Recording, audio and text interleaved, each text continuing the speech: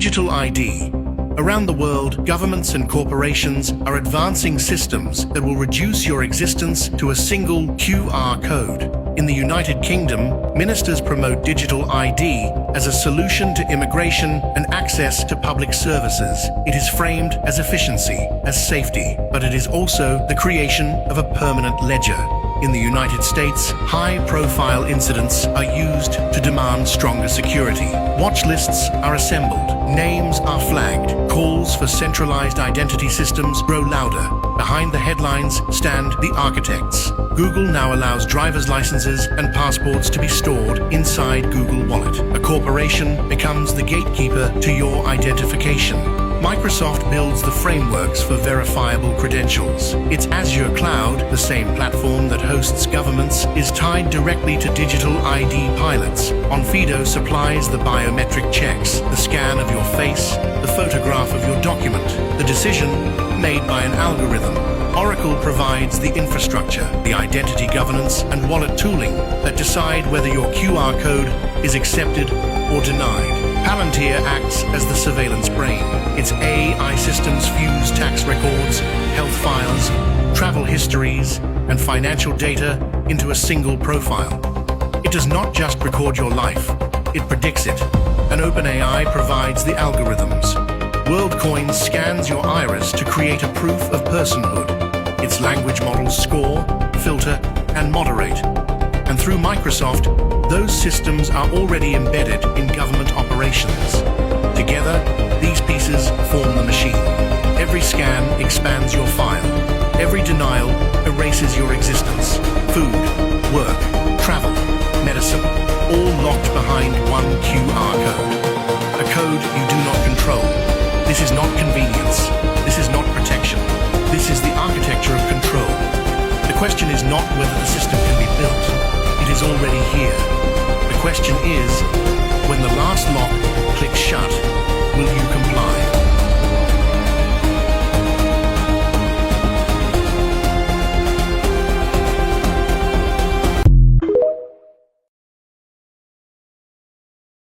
So you all heard of the Great Reset of 1776. It was a total wipeout, out with the old and in with the new, to proclaim the great New World Order. As you can see, it's taking place on this world today. This footage is from the Vatican, deep in the archives. Even though I know for a fact this is not AI, I've done some deep checks with the AI checker, and as you can see, this is definitely legit footage. This is the Tartarian Wars, the old world wars, against the new world and the old world. I know what you're thinking, this looks like Star Wars or Star Trek. Well guys, where do you think they got the inspiration from? You can't just make something out of nothing, remember? Everything came from the old world. And as you can see, there's Tartarian buildings and old world architecture all through this footage. So it's quite obvious that this was in Tartarian times of 1776 for the Great Reset to abolish the old world. I know for some of you this is going to be like, no way this is real. But guys, everybody got reset, their minds went blank. Before 1776, this realm was totally different. And we had technology like this. You just can't remember because the slate was wiped clean. This was a different age, a different time. And we're getting reset again right now. The new systematic controlling age. We're going to be controlled by cryptocurrency and the New World Order even more than ever. So if it's God created man, it would say El created Ish. But it doesn't say El created Ish. It says Elohim created Adam. And it's not A-D-A-M as in Adam. No, it's Adam, A-D-M,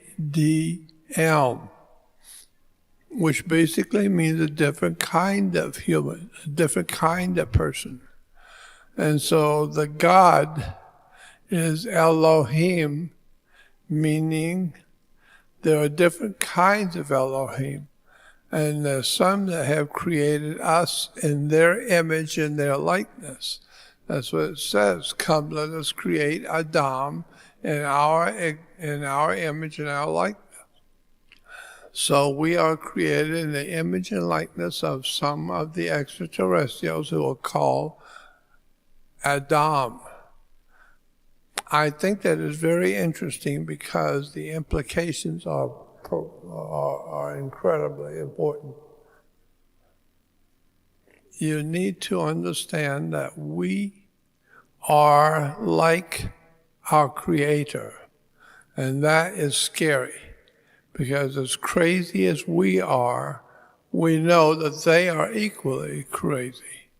We are like them. We look like them, and we act like them.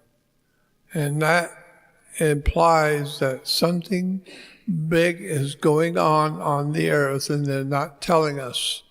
They're not telling the human family what's going on because they're getting ready to use us. I don't know how many of you have ever heard, but I was told by a scientist at NASA that the planet Saturn is inhabited. It's inhabited by an army, and it seems to be that the army is building up, and it looks like it's building up to attack someone. And so NASA believes that we are being prepared for a massive, massive attack from whoever it is that's being built up on the planet Saturn, and some sort of a military force. I think all of this is very interesting because when you begin to read that God created Adam, A-D-M, not A-D-A-M, Adam. There was no Adam. There's Adam, a different kind of person. So therefore, we now can understand that God did not create us. There were many gods, and they created us. That's why it says in the Bible, in Genesis 2, now man has become as one of us. He's become as one of us. And therefore, we are like the gods that created us. I think all of this is very interesting in that today we have so many philosophies and ideas about God, never realizing for a moment that the word God implies many things at different levels. The mere fact that the planet Saturn is inhabited and is becoming a buildup of military from somewhere out in deep space is coming into the planet Saturn and going inside the planet Saturn, not landing on it. They're coming in and they're coming into the planet Saturn. And we know basically what they're doing is they're planning some kind of a military expedition. And I am told that NASA believes that that expedition is going to be an invasion of the earth.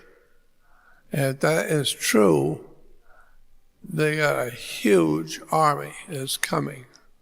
I don't know how or why, but that's what I have been told by people in NASA. Force Base. These cigar-shaped ships were over a mile in length. One of them landed on the airport landing strip area.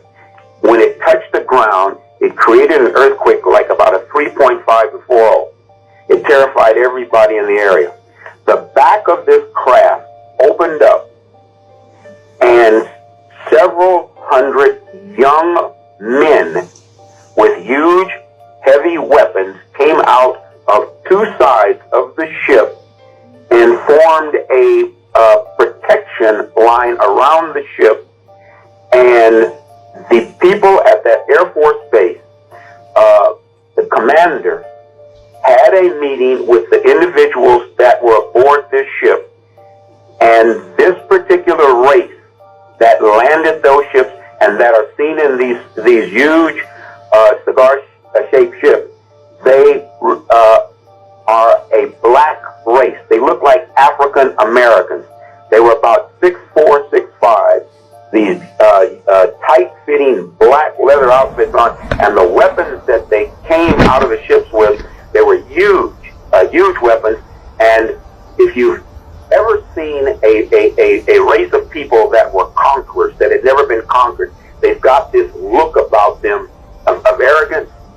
That is exactly what these extraterrestrials had, and they informed these people at this American Air Force base that not only were they from a militaristic society, but they had controlled a large portion of the galaxy that we live in. And this was the statement that Ronald Reagan was making to the United Nations when he said that if all the countries on the planet realized that there was a threat from outer space and from an alien civilization, we would all come together. But he was not allowed to make this statement. What I tell you is true, and the gentleman that you had on before, tell him to look up this. Often forget how much unites all the members of humanity.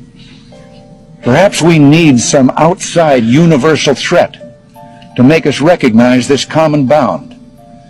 I occasionally think how quickly our differences worldwide would vanish if we were facing an alien threat from outside this world.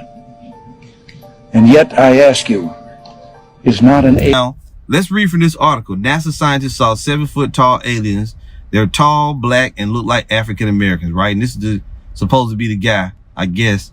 A former NASA research scientist has come forward with claims of an alien landing at a U.S. Air Force base. And what he describes is unlike anything we've ever been told. Dr. Norman Berggren, a respected aerospace engineer, has broken decades of silence to detail an astonishing encounter involving what he describes as a mile-long spacecraft and hundreds of extraterrestrial beings. According to Berggren, however you say his name, the incident occurred during a classified military operation, details of which have been buried under layers of national security for decades. The ship, he alleges, touched down on U.S. soil at a remote Air Force installation where witnesses, now either deceased or sworn to secrecy, were stunned by what unfolded. And it says, watch. Berggren describes the beings that exited the craft as a black race of extraterrestrials, around 7 feet tall, muscular, and with the bearing of a warrior class. Quote, they had the look of conquerors who had never been conquered, he stated in a rare interview, because they have never been conquered. They're the angels. The angels you read about in the scriptures, the angels are not naked, white, gay babies, okay? With little ass wings and rosy cheeks. No, they're fierce, ferocious, tall, strong, looking like so-called black men. They're very ferocious, and they can fight. They can make, they can do all kind of stuff, man. Okay? They got spiritual power. It says there was a kind of arrogance in their walk. These were not grays, not little green men. These were beings of power. The shocking racial specificity of Berggren's account has raised eyebrows and sparked heated debate in UFO circles. And we told you people, ain't no such thing, no goddamn UFOs. That's what you call it, which it stands for unidentified flying objects, right? But there are the angels of the Heavenly Father, the chariots of the Lord, spaceships, with some speculating that the U.S. government has long been aware of multiple extraterrestrial races, some possibly more humanoid than others. Bullshit. Bullshit. It's just the aliens of not aliens, the angels of the Lord up there.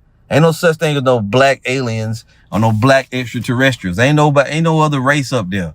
It's just the angels of the Lord, man. Okay? It goes on. Now, and also, that's why America and the nations of the world are trying to... America got a space force. That's why they got the space force, man. Why you think they need a space force if ain't nothing up there to fight? It goes on. Berggren is no fringe crank, a pioneer in spacecraft engineering and fluid systems control. He played key roles at Lockheed Martin and NASA's Ames Research Center. His work in role stability laws helped stabilize early missile systems, and he was instrumental in the thermal ice prevention design still in use today. Okay, blah, blah, blah. So what I'm going to do is I'm going to put the link to this article in the description. Okay. And I'll put it on the comment board, Lord willing, I can remember. And you can read the rest of it yourself. And there's some videos attached to it too. So it's just like what we told you, you know, and let me prove what I said. When the angels of the Lord come, they're going to come down here. They're going to judge. They ain't coming around, you know, to let you see them do neat tricks and shoot beams out of their eyes so you can ooh and ah and take pictures for the gram. No, they come to bring judgment. That's why we preaching repentance, because before the Lord, and the apostles been saying that we got to push the chariots more, you know, the vibration of them coming here to judge, because we always talk about the nuclear destruction. But what you don't also realize is that the chariots coming here, and they're going to come before the nuclear missiles, you know, hit, before the nuclear warheads hit, and they're going to judge and make war. That's what's going to happen, literally. So you can keep on thinking this is a game. It ain't no game, man. And the people of the earth they're going to be terrified. And we told you. And a lot of you mocked when we told you these facts, but it's okay. This is Jude 1:14. And Enoch also, the seventh from Adam, prophesied of these, saying, behold, the Lord coming with 10,000s of his saints. You see that? So who are the saints is coming with the Lord? And Enoch also, the seventh from Adam, prophesied of these, saying, behold, the Lord cometh with 10,000s of his saints. Some of those are angels. Some of those are the righteous elect from all times coming back with the Lord. It says to execute judgment upon all and to convince all that are ungodly among them of all the ungodly of all the ungodly deeds which they have ungodly committed, and of all their hard speeches which ungodly sinners have spoken against him. So they say coming to execute judgment. These are murmurers, complainers, walking after their own lusts, and their mouth speaketh great swelling words, having men's persons in admiration because of advantage. Right. That's what they coming for, man. Let's get flaming fire. We told y'all that. And we've been prophesying this for a long time. This is 2 Thessalonians chapter 1, verse 6. Seeing it is a righteous thing with the Most High to recompense tribulation to them that trouble you, and to you who are troubled, rest with us when the Lord Yahushua shall be revealed from heaven with his mighty angels. They're not white, naked, gay babies like Cupid with little ass wings and rosy cheeks. They're going to shoot you with an arrow and make you fall in love. No, they're going to shoot your ass with a lightning bolt or with a laser beam and make you explode, turn into dust. It says, when the Lord Yahushua shall be revealed from heaven with his mighty angels and flaming fire, taking vengeance on them that know not the Most High and that obey not the gospel of our Lord Yahushua HaMashiach. And flaming fire, notice that. Where the fire going to be coming from? Out of the chariots. Who shall be punished with everlasting destruction from the presence of the Lord and from the glory of his power. When? When he shall come to be glorified in his saints and to be admired in all them that believe, because our testimony among you was believed in that day. They are coming here for war. They're not coming here to play around, and they're going to take over the whole earth. The Savior, that's the Savior's Royal Air Force. They're going to come and they're going, man, shit. Let's go to Isaiah 26. Isaiah, you know, before we read that, let's read Revelation 19. I'm going to just give you a little bit. Revelation 19 and 11. And I saw heaven open, and behold, a white horse out of the heavens, right? This white horse represents a great white or dazzling bright spaceship. And he that sat upon him was called Faithful and True, and in righteousness he doth judge and make war. This is why he's coming. He ain't coming to talk to you, tell you how much he love you, throw out candy from the ships. Hell no. He gonna let off laser beams, man. He coming to judge and make war. His eyes were as a flame of fire, and on his head were many crowns, and he had a name written that no man knew but he himself. And he was clothed with a vesture dipped in blood, and his name is called the Word of the Most High, which really is describing what? His garment during the winepress. Read Isaiah 63 and 1. Right? He's going to be stomping out Edomites like they were grapes. Listen, and the armies which were in heaven followed him upon white horses. So if the Lord's chariot describes a great white horse, some places it's called a mountain, right? It's also called a great cloud.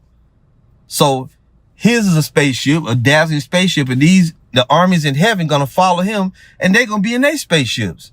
And the armies which were in heaven follow him upon white horses, clothed in fine linen, white and clean. And out of his mouth goeth a sharp sword, that with it he shall smite the nations, not save the nations, smite the nations. And he shall rule them with a rod of iron, and he treadeth the winepress of the fierceness and wrath of almighty power, or God. You see that? So he's coming to judge and make war. And after he beams up his elect, he gonna put hell on the rest of the people. Isaiah 26:20. Come, my people. And the elect are only Israelites. There ain't no Edomites, ain't no Moabites, none of them other nations.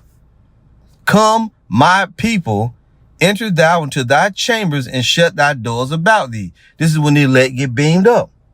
Hide thyself, as it were, for a little moment, until the indignation be overpassed, right, until the righteous anger of the Lord plays out on the earth. For behold, the Lord cometh out of his place to punish. What? Not reward? No. For behold, the Lord cometh out of his place to punish the inhabitants of the earth for their iniquity. The earth also shall disclose her blood and shall no more cover her slain. I wonder what the translation would say. The NLT, look, the Lord is coming from heaven to punish the people of Salakia, to punish the people of the earth for their sins. The earth will no longer hide those who have been killed. They will be brought out for all to see.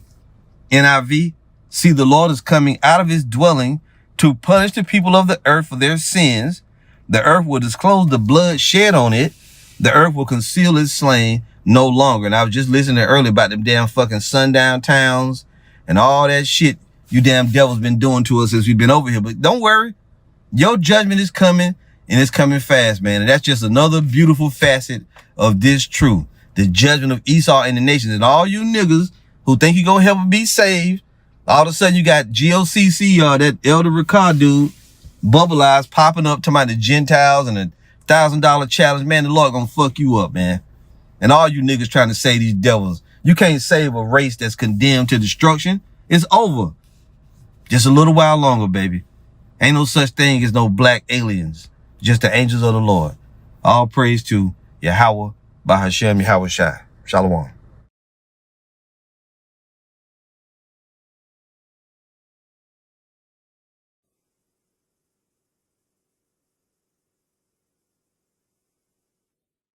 Project Camelot. We are here with Norm Bergram, and he has written a book called The Ringmakers of Saturn, which is why we're here. And let's see, it looks like you got another book here too, well, right? That was a precursor, a very early one. Okay, I'm going to show these to the camera so that we can make sure to get the...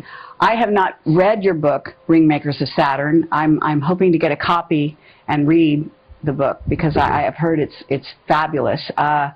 And I apologize for that. It was a little pricey. Yeah. That was... So what was the politics that went from NACA to NASA? Because you must have been around right during the transition, right? The idea of space was coming into the picture.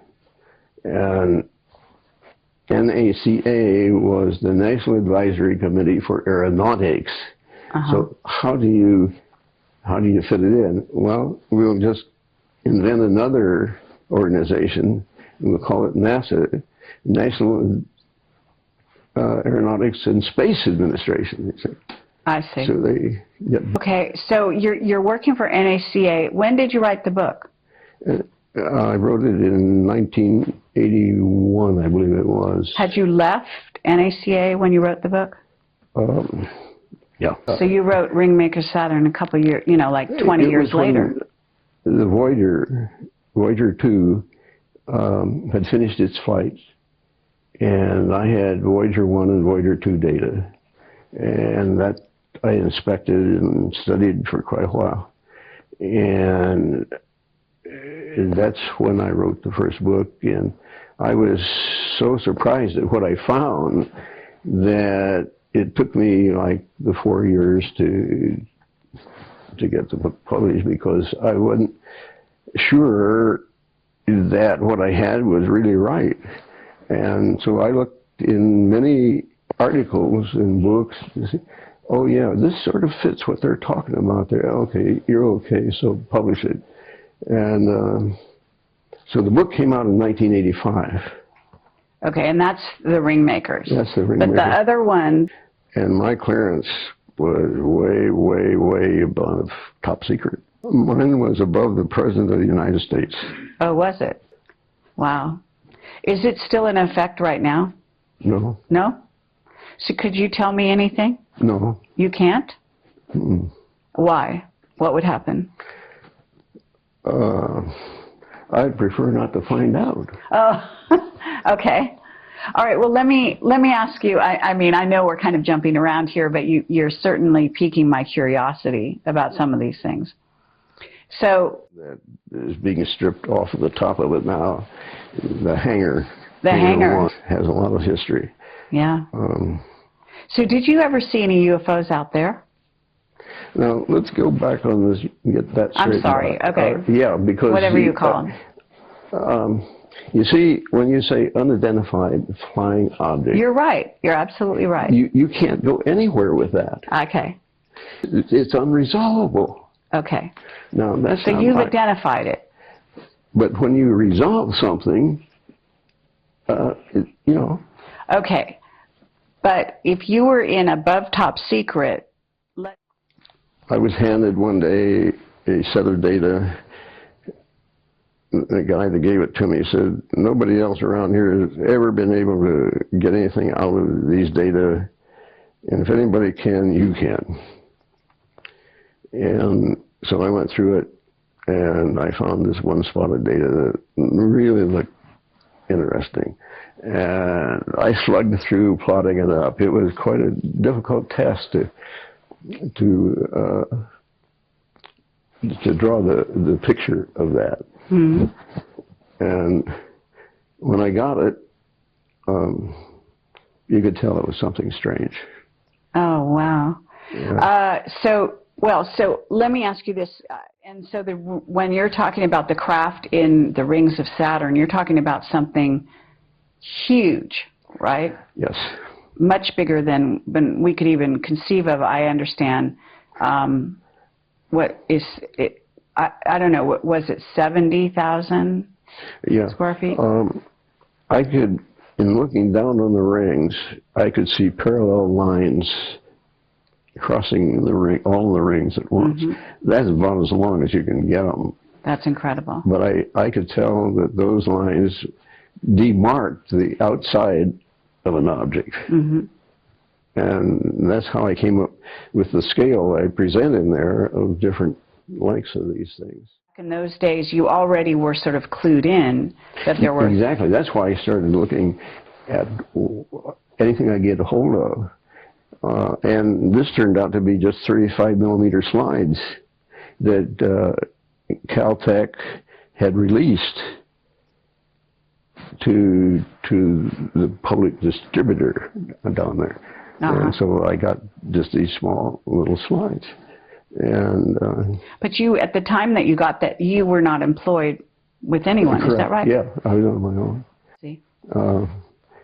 But I knew that, hey, there's something going on out there, and see if you can't find it.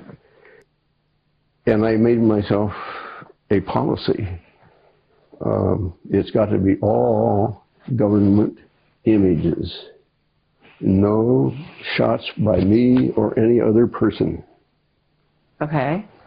Because what happens is that if you say, oh, let's say I took the picture. What film did you use? What shutter did you use? Da da da da da. Mm-hmm.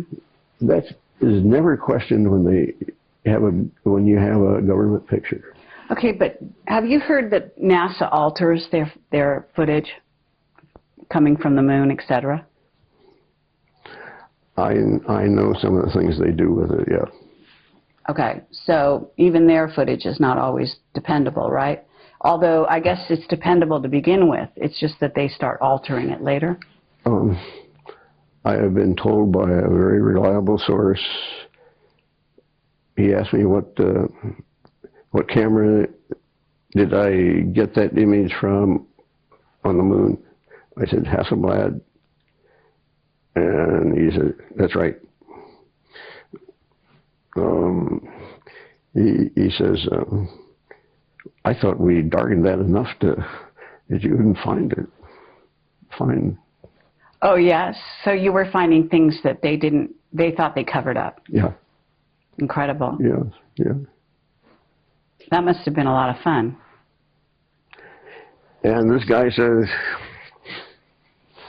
well, I suppose you want me to go out and tell everybody about that.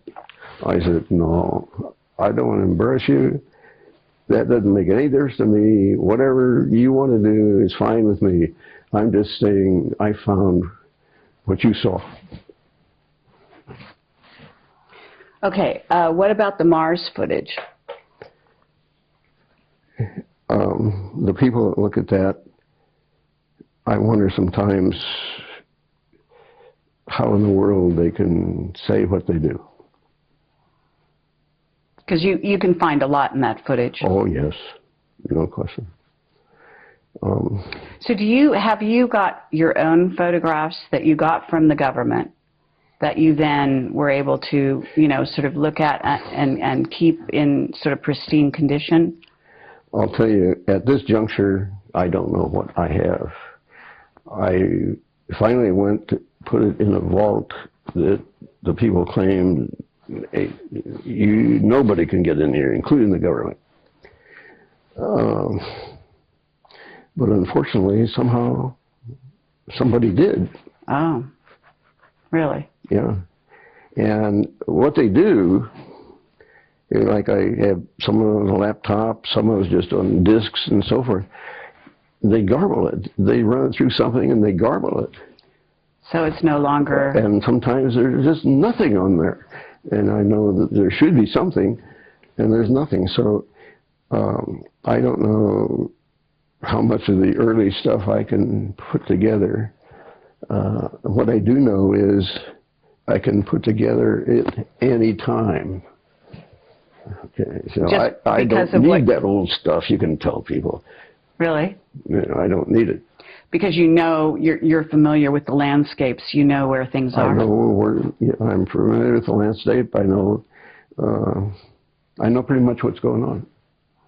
Okay, so, well, that's very tantalizing. I think what's going to happen is that I'm just going to have to find the images that I can get that either aren't affected by anything, or I get some new ones of some sort that will sort of govern how this whole thing goes together. I am very aware of Sagan's principle. When you make big claims, you have to have big data, and that's the big thing about it, that amassing enough data that it's got to be true. There's so much of it, and it takes a long time to put together that kind of story. Right, but you've been working on this whole idea for a long time. It's up here, all right. Yes.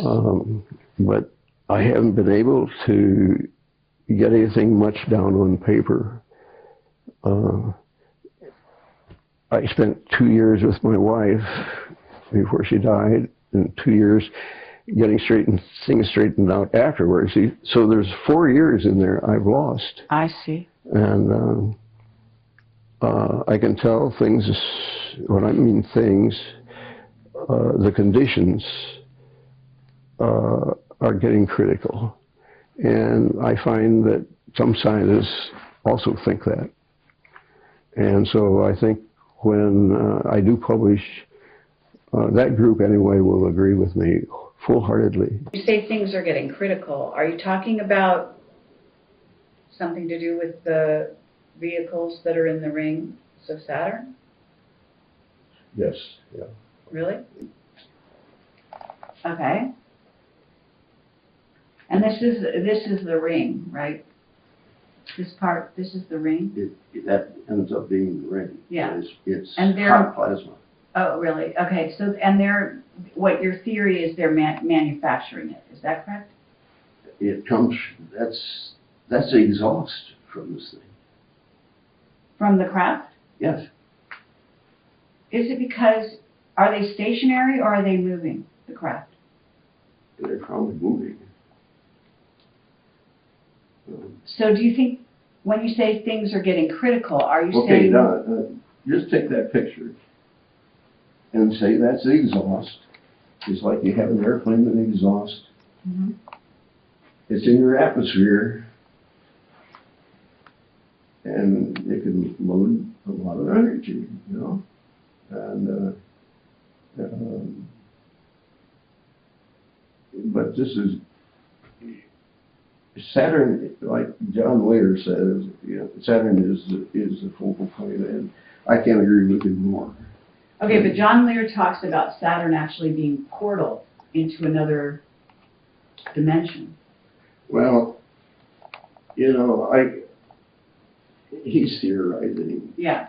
So you don't necessarily go there. I don't go that way. Uh-huh. I either say this is the way it is, or I can attack it. Okay, but you're saying things are getting critical because I'm really curious. People have got to be made to understand that those things are real. Right. Now, there are two images. I believe they're taken by the Hubble telescope of Saturn this last year, 2012, Okay. that shows objects under the rings and one just right to the edge.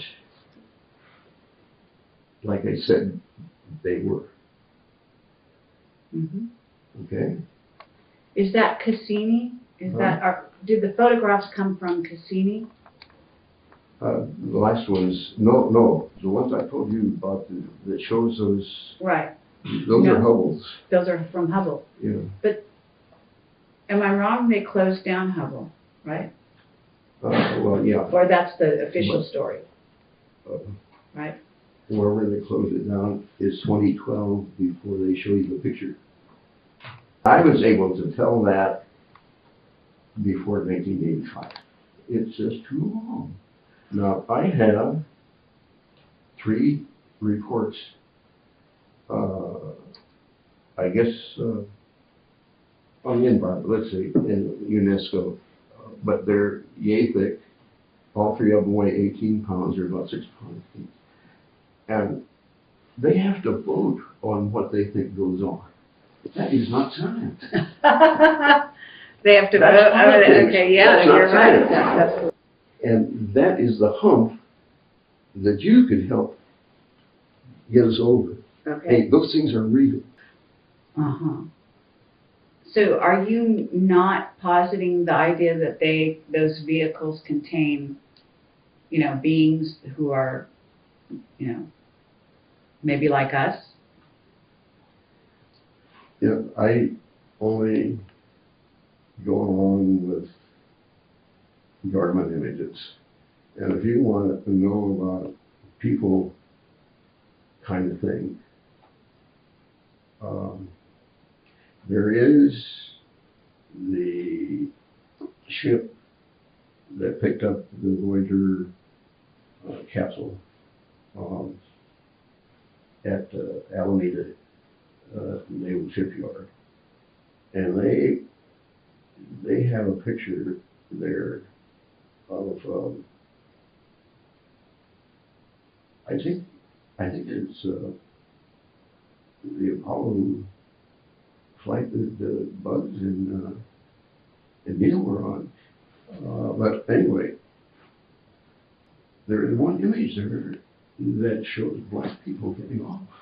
There is one image there that shows black people getting off. There is one image there that shows black people getting off. So people with dark skin getting off. Not dark, black. Black skin. Really black. Yeah. Were they tall? Yes. Very tall? Yeah. How tall? Do you know? Well, they got out the the doorway. I don't know how high that is, but Well, what? safe. 7 feet would be probably a conservative estimate. Have you heard about Clark McClellan's statement about that? No, Oh, you haven't? No. Have you ever been in touch with him? no. No? I have tried to stay independent and not be affected by others' opinions. Mm-hmm. I was in early April given some fruit, and the person that gave it to me had bringing over followed up fruit for a number of times when we had lunch here. And this one evening, I decided, well, I'm going to cut a little out of that apple. It looks so bad anyway. And I took about 2 cubic inches, 1 cubic inch on one and another cubic inch out of the other. And that was about 11 o'clock. And about 2 o'clock in the morning, I really began to feel ill. And I even called my son who lives in Tracy. I said, this is a heads up. I said, I'm beginning to feel really ill, and you ought to come over. And he didn't make it over. I felt I was getting so ill, I called the neighbor next door to take me to the hospital. Wow. I was just going downhill like that. Incredible. And I'd never experienced that. That was an attempt on my life. Mm-hmm. And you say there's something going on now. It's becoming critical, is how you're terming it. Yeah, it's much more prevalent than what we saw in 1985 or a little earlier. Meaning there's more activity on Saturn, do you think, or just more activity around this question about the rings and the craft in the rings? No, there's actual activity. There is. You know, to start off with, Uranus, which is one of the other planets, did not have rings. That's right. But now it does. Right. See? And so that kind of thing is going on. And we really ought to get to the root of it. Okay, do you have a theory on why Uranus suddenly has rings? Well, sure, it's the exhaust just like... You say there are new rings around Uranus, and there's other activity on other planets too, isn't there? In the solar system? Jupiter? And what's happening with Jupiter? It's getting rings. It's getting rings. Okay, and are you seeing craft there as well? Vehicles, as you call them? I haven't identified craft, but I can tell you that where there's rings, there are these things. So we have these ring makers, yeah, and they create tremendous energy. Yeah. Can you tell us more about what you think is going on there? You've got any ideas along those lines? Well,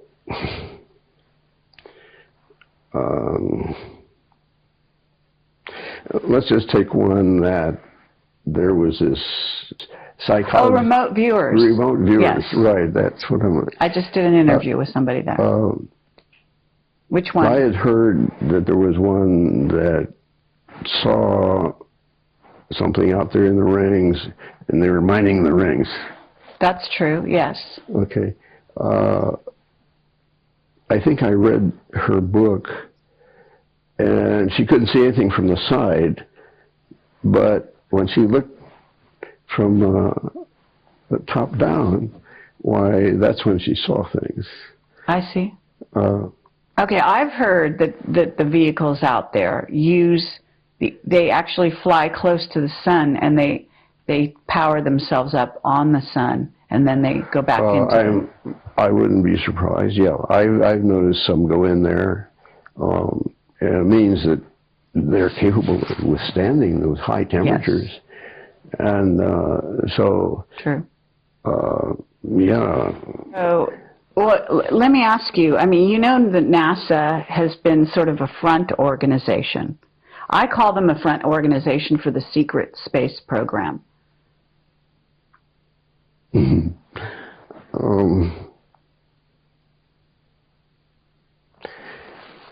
I don't know about being front.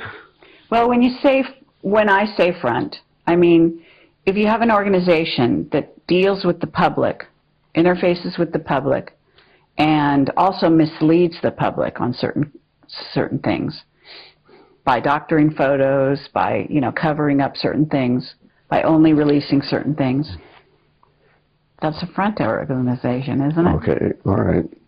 I guess you're entitled to do that. Okay. So if we were to look at the situation a little closer and find out who are the insider organizations, certainly Lockheed would qualify. Would you say that the defense industry are all in the know? No. No? No. Mm-mm. Lockheed only recently has been getting images themselves. Mm-hmm. And having worked there, I don't think there'd be anybody that would be capable of doing the kind of work I have been doing. I just don't, that kind of talent does not exist these days. Well, when you were an above top secret, you must have had people reporting to you, right? No, I was Mr. It. What does that mean?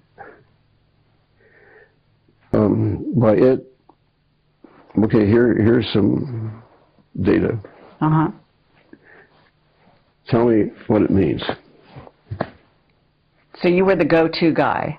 I was the go-to guy for, whatever they handed me, I took it apart. One of my reports went to Kennedy. Oh, yeah? Do you believe that we're communicating with them? Have you had any evidence of that? Oh, no. No? We are not capable of doing that. SETI has tried to communicate with extraterrestrials, and they haven't done it yet. They have chosen the type of person, the type of entity that they want to communicate with is somebody that knows how to build radios. I don't know if you've heard of Zecharia Sitchin. Yeah. And his theories. He passed on recently. Yeah. Did you know him by the I met him, yeah. You met him? Yeah. Did you ever talk about your theories with him? Or your conclusions? No, we didn't have that much time. It was more interesting listening to what he had, what he came up with. But there's a case where he's got some real solid stuff, but nobody wants to pay attention to it. Mm-hmm. Right. There is one flight out to Saturn where the instrument flew by the ring. And the idea was to sense the plasma in there. It had a wide frequency range, and it turned out to be plasma. And so it ticked, and they knew the speed, and they knew the time it took to pass the ring, and so they knew how thick it was. Uh-huh. And now that was a plasma indicator. Okay. So it has been measured that indeed there is plasma rings. Mm-hmm. But you read also where, this is a bunch of broken up moons that got there, and there's confusion in their storytelling. Uh-huh. But the rings that are suddenly appearing around Uranus, these are not broken up moons, right? All I can say is, the rings are there, and my interpretation is by inference. I see the rings, so somewhere there's an EMV, and they're never where you think they're going to be. Do you have you thought about the idea that I guess I talked to Sean David Morton, who met you years ago. I don't know if you remember Sean. Mm-mm. Sean David Morton. He's a sort of a psychic, and he lives in Southern California. Anyway, he's a friend of mine, and he said that recently they've actually photographed, I guess, the top of Saturn, and they've seen that there's a hexagonal Yes. shape. Yes. You've heard of that? Yes. That seems to support your theory or your conclusions. That's what he said. Do you agree with that? Yeah. Any geometric form can be made. Okay. But you don't see anything, I mean, isn't there a significance to the hexagon in the Saturn symbology? Well, I would never expect a hexagon there, but I have never expected to see some of the other things I've seen either, so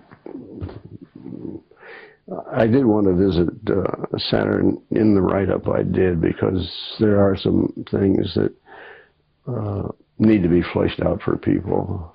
Okay. And if I haven't lost it on my discs, why, I'll be able to make a nice little story about all that. Okay. If you haven't lost it, in other words, if it wasn't stolen? Yeah, or boogered up. Erased and messed with. Okay, well, I'm running out of tape here again, right? And I guess we've been going for quite some time. I believe that there's more that you could be telling us, but I understand that you still have some secrecy or oaths. Is that correct? You're kind of abiding by those?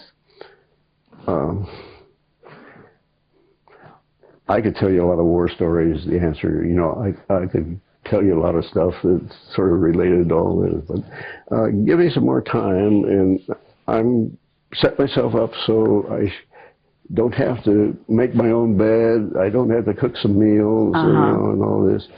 And TV will be taken care of for me. Just a lot of things will go to zero. I see. And so Norma's going to have some more time to do some things to get it together.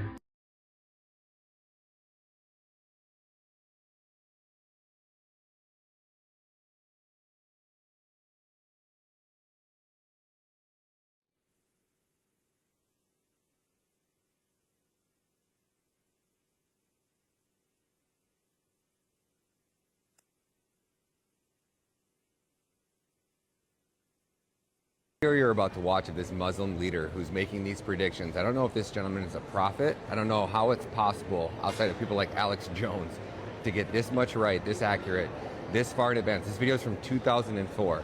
Listen to the words that this man's saying and let me know if you've ever seen or heard of this video before. Check this out. I'm saying to you, if you look at the world of money, you would see the writing is on the wall.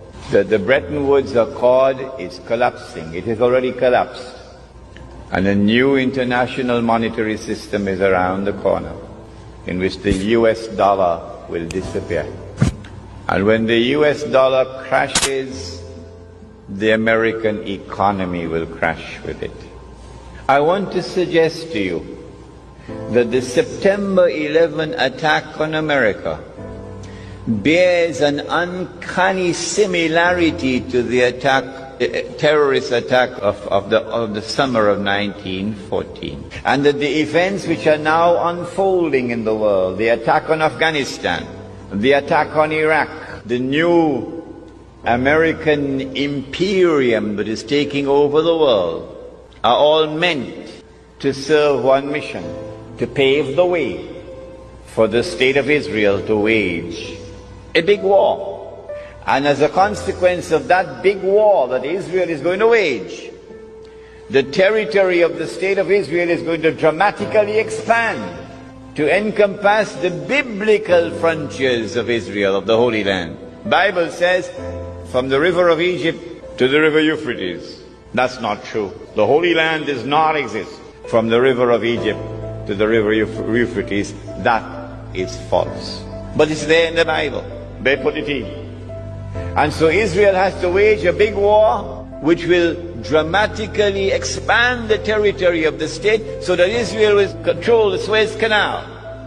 And Israel will control the oil of the Gulf tomorrow. And there will be a concomitant attack on the US dollar. and the US dollar collapses, and when it collapses, it'll bring down the whole world of paper money with it. When Israel wages that big war, I expect that Israel will unleash weapons of warfare we've never seen before. And at the end of it, Israel will take over from the United States as the new ruling state in the world. But Israel cannot wage that war while still there are any significant obstacles in the way. And now put on your thinking caps. Which is the most significant obstacle which still stands in the way of Israel waging her big war? And it is Pakistan's nuclear weapons capacity. And coupled with that is Iran's missile capacity. And so all the hullabaloo we're going through now, all the maneuverings on the chessboard of the world, when Israel wages that big war and replaces the United States as the ruling state in the world, the first ruling state was Britain. The second ruling state was the United States. The third and the last would be this imposter, the state of Israel. I am suggesting to you that Dajjal, or the Antichrist, would now have completed stage 2, a day which is like a month, and would be commencing stage 3, a day which is like a week, meaning a much shorter period of time. It is at this time that terrorism reaches its climax. They have declared that they're going to continue killing all those who dare to lift their hands against the state of Israel. This is the biggest terrorist of all in the world. But CNN will never contribute. Say something. You want me to say something? Fine. I'll say something. You people. You're not a race. You are a virus. You destroy the world. Everything beautiful you poison. You drag us from our homes. You rape our daughters, murder our sons. You crack our spines and do all you can to break our will. You stab us. Then you put the knife in our hand and tell us it's our fault. And if you don't do it yourself, you stand by, close your eyes, and pretend there's nothing wrong. And then you pray to your God to silence our screams so that you can enjoy the happiness that we built for you with our blood. But it's not your fault. It's the only way you know how to be.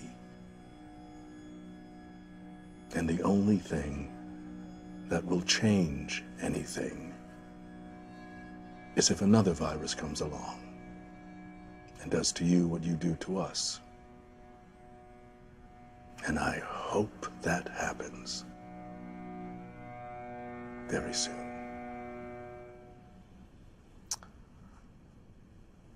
Wow.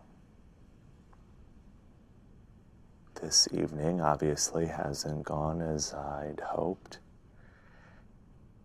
And I think I'm having a full-on panic attack right now, so I'm gonna go to the bathroom and get myself together, and when I come back, I hope you don't see me as the devil.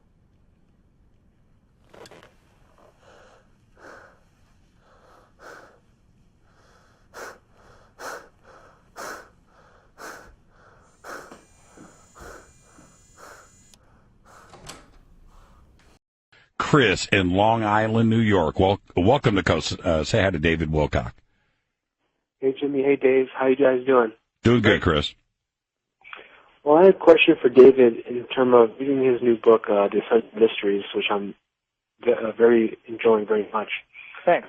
And one of the chapters was Nikola Tesla, the Pete Peterson and Nikola Tesla Black Ops. Yep. One of them is about Black Jesus, where there's a ascended being appearing in Africa. Yep. And I just want to know if you know any more information you would share with us, because I thought that was very captivating to me, and I just wanted more information on it. Yeah. The Black Thank you, Jesus Chris. story the Black Jesus story was probably one of the most shocking things I ever heard. It came from my insider, Jacob, I call him that in the book, who actually was working for the Rothschilds and still does, and also is a whistleblower who doesn't really do what they want but continues to work for them because he feels like there's some very serious extraterrestrial threats to Earth and that what they're doing is very necessary to protect us. So the story goes that in the 1960s there was a black man in Africa who came in with abilities complementary to those of Jesus. And he was performing miracles. He was starting to get people to listen to what he had to say. And the cabal tried to kill him, and, you know, they could shoot him in the head and his skull would just regenerate and the flesh would grow back, and he was fine. And, you know, so the crazy story that I heard, which, and remember, I was told at the time that if I disclosed this, that I would be killed, and I ended up putting it in the book anyway. The story was that this guy, you know, they finally said, okay, we're going to bring you to the United Nations and share your message with the world. Let's get you on this flight. They bring him on this flight, and instead of bringing him to the United Nations, they shot him repeatedly and then actually had some kind of meat grinder device and basically like a bandsaw, I guess, and sawed up his body into a whole bunch of pieces, put him in these very like radioactive shielded containers, and then had all these fighter jets dock with the plane and fly his body parts to all corners of the world, where then these containers turned them into ash. And they thought that maybe this would defeat him, like that his body somehow, the tissue was necessary. So if they destroyed all the tissue in all these places across the world, maybe they could defeat him. Well, he then regenerated in their offices and was fully fine, fully intact. But the sad part is that he said, you know, you guys so badly do not want me to be here that I am not going to be able to do any more. You're going to get what you want, but bear in mind that in the future, many others like me will be coming, and when they do, you will not be able to stop us. Wow. Wow. Well, that is all I know. right. Unfortunately, there's nothing more to the story than that. I don't, incredible. But it is an incredible story. Incredible.